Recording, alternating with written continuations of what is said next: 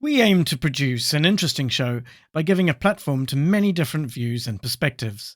That's why the opinions expressed and statements made by our guests are theirs and theirs alone. They do not necessarily reflect the views or opinions of our presenters, Due North PR, or the podcast itself. You're listening to True North, a regular roundup of business and community news and developments in Northland.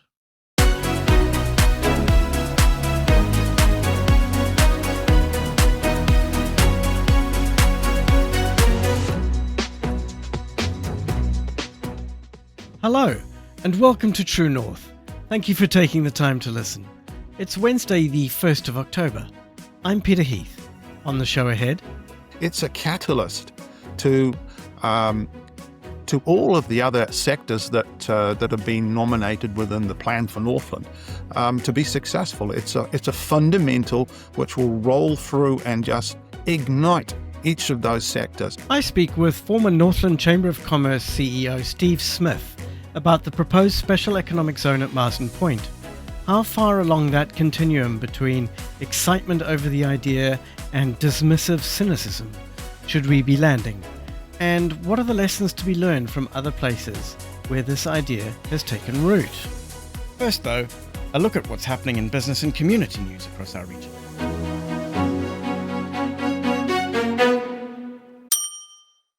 It's just possible that Meridian Energy's new battery energy storage system in Ruakaka, or BESS as she's known to her friends, is already helping to reduce the price of power. Big BESS can store 200 megawatt hours of electricity. Meridian charges her up when demand and therefore market prices are low, and then supplies that energy back to the grid when demand and therefore market prices are high.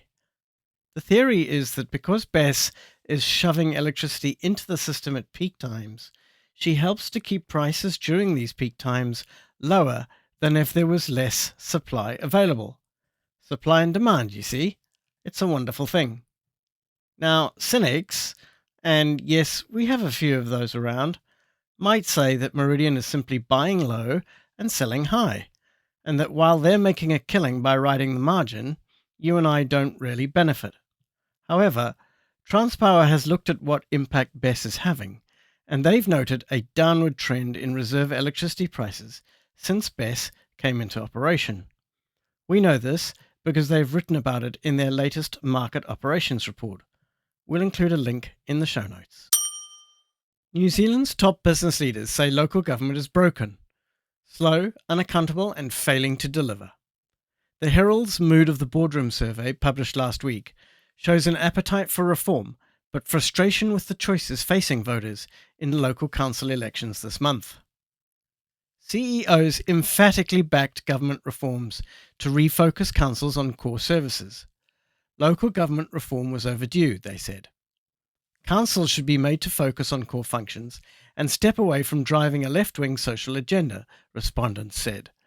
NZME quotes Institute of Directors CEO Kirsten Patterson as saying that refocusing councils on core services was the right direction if the objective was accountability and better value for ratepayers.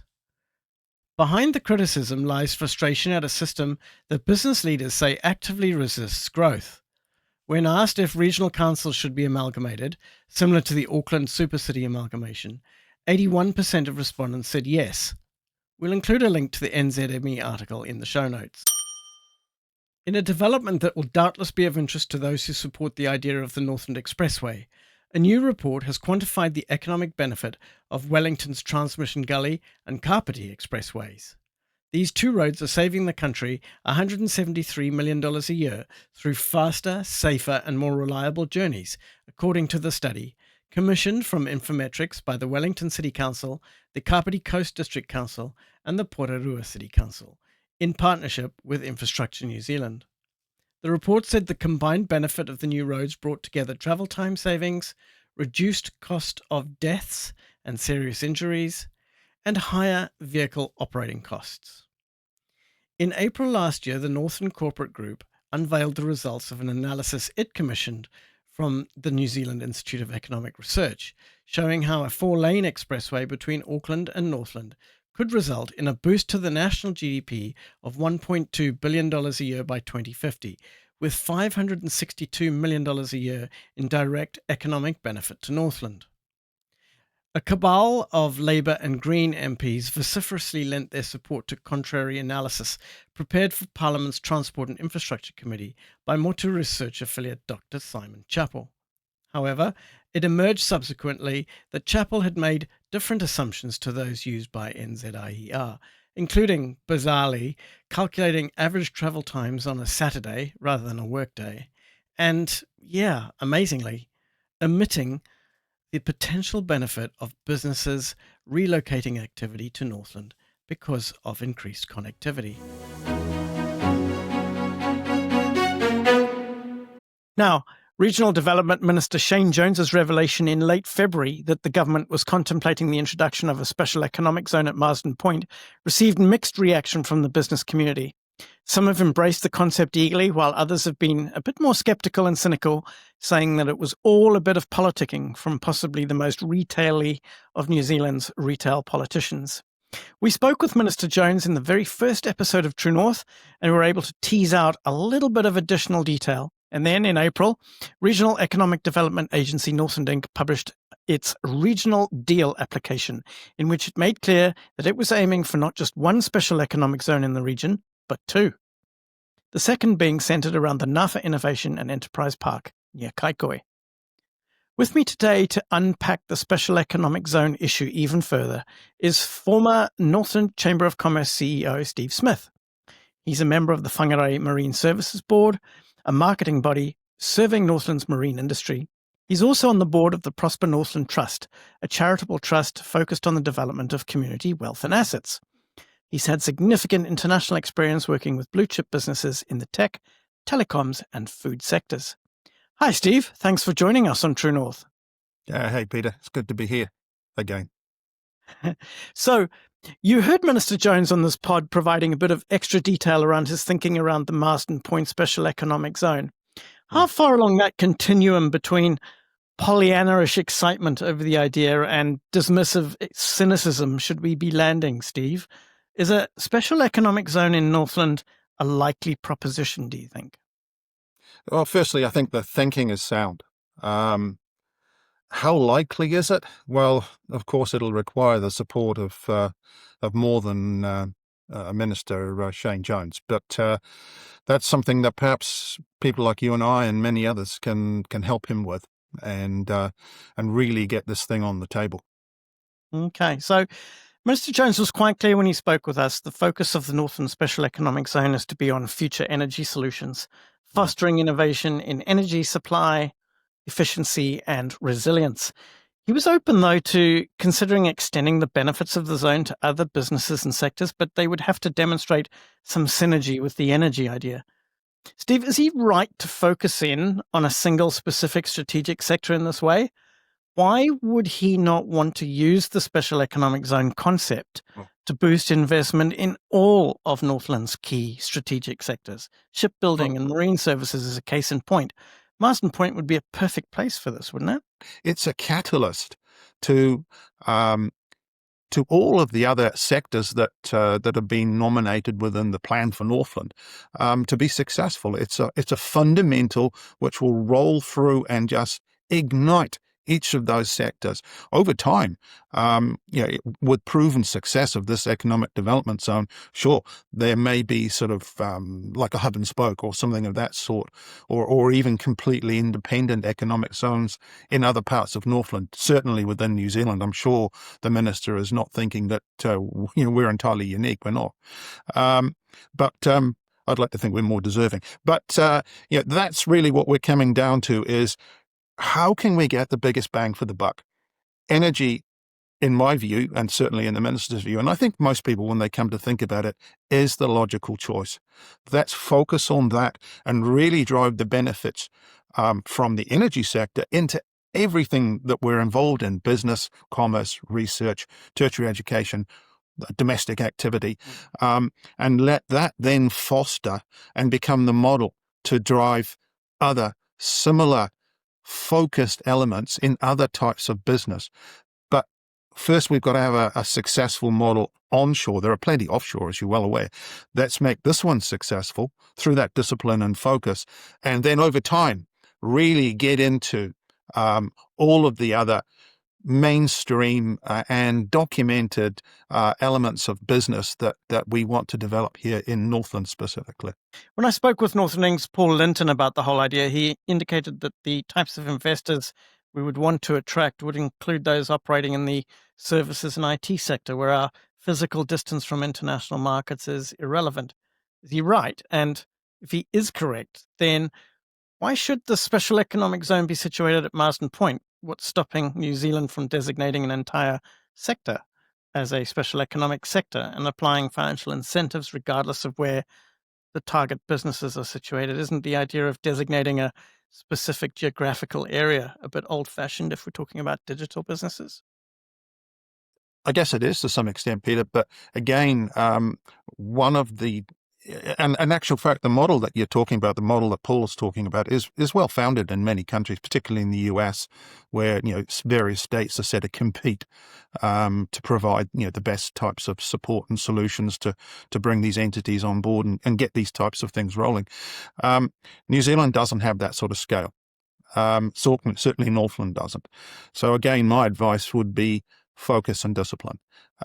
Geographically, especially if it is going to be centered on the energy sector, then Marsden Point obviously just stands out as being the premier locality for this type of endeavor. And let's not forget again, this is not the beginning or the end. This is just very much an opportunity to get this project rolling successfully, and based on that model, infiltrate and develop a number of other streams of business and industry. One of the parts, perhaps the part that excites me most, is research that's going to develop around that here in Northland, and the intellectual property that can be created around it, and how that intellectual property obviously connects with other industry types, those and services and production techniques and things of that sort. It's inevitable. Yeah, great point. Hey, it's been really challenging and difficult to secure inward investment into Northland over the decades. Been a number of good reasons for that. Do you think that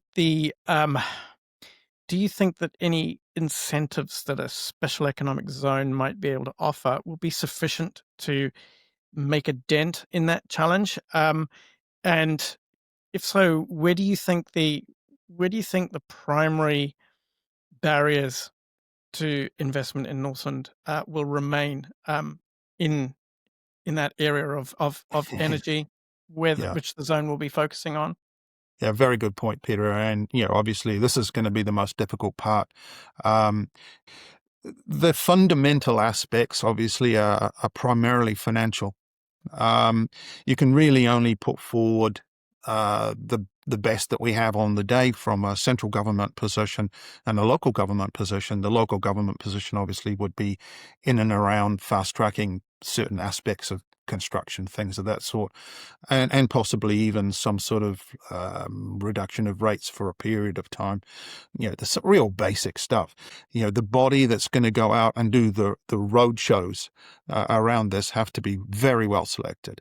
And they're clearly not going to be exclusively government employees. These are going to be other key members of commerce and industry in Northland, and they're going to go out and really get that orchestra humming. And put out a very soulful and seductive,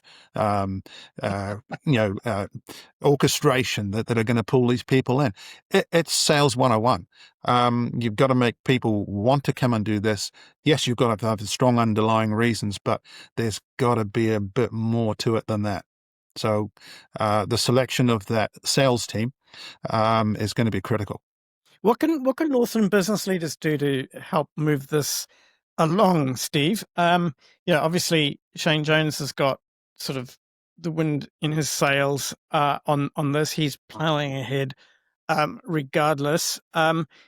Is there anything that we can or should be doing, or should we just simply be sitting back, watching and enjoying the show? Is there anything that, from your experience, local business needs to do to facilitate this initiative, or are we really insignificant in the scheme of things? Ah, well, that's yeah. How truthful can I be here? Um, oh, totally truthful. Uh, Look, for the average jock out there, they're probably along for the ride, frankly. Um, but if you want to set yourself apart from that, here's your opportunity. Here's the opportunity to perhaps get in front of the Northland CEO Forum, North Chamber, Northland Inc., etc., and start to learn more about the potential of what this could bring, and to participate. Um, but as I say, yes, most of us will be along for the ride. That's okay. It's never going to be any different. Okay. But, at the end of the day, we can only get, 30-40% of people to go out and vote. So, how many people can we actually get out there and start bashing on the drum? Well, we don't need all of them, frankly, but, the naysayers, it'd be nice if they actually put some tape across their mouth. Because here in Northland, sometimes there is a strong voice of negativity, which frankly I'm just sick of hearing. It'd be nice for them the best thing they could do is just keep quiet for the rest of us. Steve, you mentioned in a previous answer very briefly the whole concept of knowledge transfer. Like to explore that in a little bit more depth. So an economic development zone, insofar as perhaps Minister Shane Jones has mentioned he's tended to focus in on more of the immediacy, which is jobs. And with an economic development zone, they tend to be better paying, which is great. But what about tomorrow? What about the day after? And that's where the transfer of knowledge comes in. So you have New Zealanders primarily working with those new businesses, entities, learning more and more and more of the core um, of those businesses. And over time, of course, some of them will leave and work for other people. Some of them will leave with the ones that have a bit more of an entrepreneurial spirit, and they'll start businesses of their own. And they won't necessarily try to clone the business that they've been in, but they will start, in my experience, they will start to develop things which support that industry. And it's that roll on in that learning process that's so exciting. And in many cases, it leads to something completely new. I don't know what it is, quite frank, but tomorrow we might. And that's, to me, is where, that's the real excitement, is that transfer of knowledge, that growth of that industry, specifically here in New Zealand, so it becomes domestic and not just reliant on international input. And the research and knowledge that goes into developing other ancillary things which run in parallel, or sometimes things which are completely new. Um, that's the thing that can transform an area such as Northland, because we've got bright people here, no question of that. They can learn, and they can take that learning and develop it and produce something entirely new. The other thing about Marsden Point, which it has, which a lot of other areas in Northland don't, is a very cool port, Yes. deep water port, very cool piece of infrastructure. How important do you think that that piece of infrastructure is in the overall thinking of the special economic zone at Marsden Point? Might sound like a dumb question, but my No, point not at all. is my point is that energy and innovation in the energy sector doesn't scream out the need for a deep water port. Well, it does, Peter. In actual fact, just in the Herald yesterday, there was an article, several articles, in fact, that were looking at New Zealand opting out of some of the what's the word for it? They were talking about shipping. 90 odd percent of our domestic product goes out by sea. The and the green aspects of it are really not being served well. Those are almost exclusively energy dependent. What's to say that with the likes of the floating dry dock there, etc., that refits in power plant and things of that sort couldn't be a centre of activity? And I would suggest to you that it almost certainly will be. I was just looking also, sorry, I won't digress too far on this point, but I was looking the other day, just yesterday, at a new power plant for cars. It's an integrated ICE with the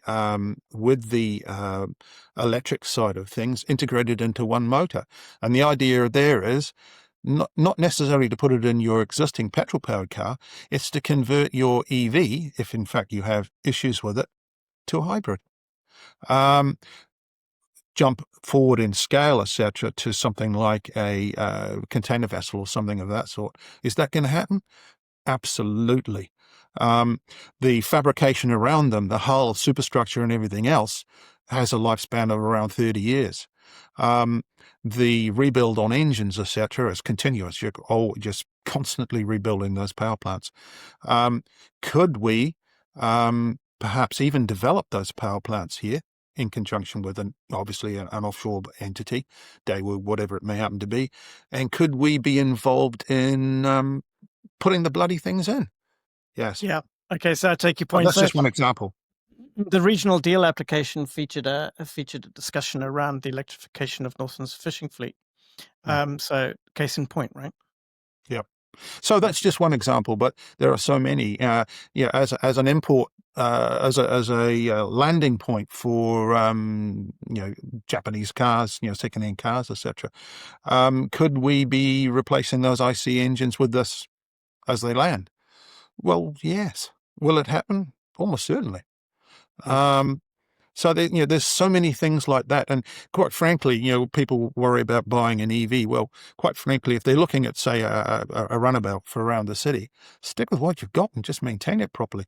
So, the next logical thing is extend its life by putting in one of these motors. I'm digressing a little bit. I'm just trying to make a point that there are new industries that we haven't really thought about.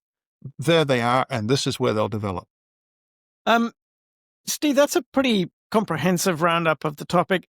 Was there anything that I haven't asked you or that you would like to talk about that you think Northland business and community leaders should hear? Well, there is one obvious thing, and that's a big shout out to Minister Shane Jones. Shane, I really do appreciate his focus and discipline that he's bringing to this. And again, there's very good reason behind that. The focus and the discipline will bring much greater certainty to actually getting this to go forward and be successful. Insofar as it then affects the rest of Northland industry, commerce, research, domestic applications, all those things are going to come downstream from that. And they're not all going to be based in and around energy, but the energy sector is fundamental to the development of all these new technologies, intellectual property, new business opportunities. It's the catalyst that we've been looking for. That's a great point on which to end it. Steve, thank you very, very much indeed for your time. It's been great to have you on. All the very, very best, and catch up with you soon. Look forward to it. Thanks very much, Peter. Take care. Take care. And that's all for today's program. Many thanks to Steve Smith. True North will return in 2 weeks' time on the 15th of October, when I'll be speaking with Dargaville business owner and highly deliberate governance professional Catherine De Bruyn about her planned, purposeful and impeccably managed journey to become a director of some very well-respected entities serving the regional and national horticultural sector. What did she learn along the way? And what lessons can she pass on to other Northlanders considering a career in governance? I'm Peter Heath. Thank you for listening. True North is an original podcast by Due North PR. To support our work and to stay on top of Northland business news and analysis, access the pod on Spotify, YouTube, LinkedIn, and Facebook. Please do take that small extra step and subscribe, like, follow, comment, and review, as it helps others find the show. Please also share it with those who may not yet be aware that we exist. As the New Zealand media landscape continues to change, we rely on your support to continue doing what we do. Please let us know what you think about the podcast. Ask questions or make suggestions about topics and people we should feature by emailing us at truenorth@duenorthpr.co.nz. We do read every message.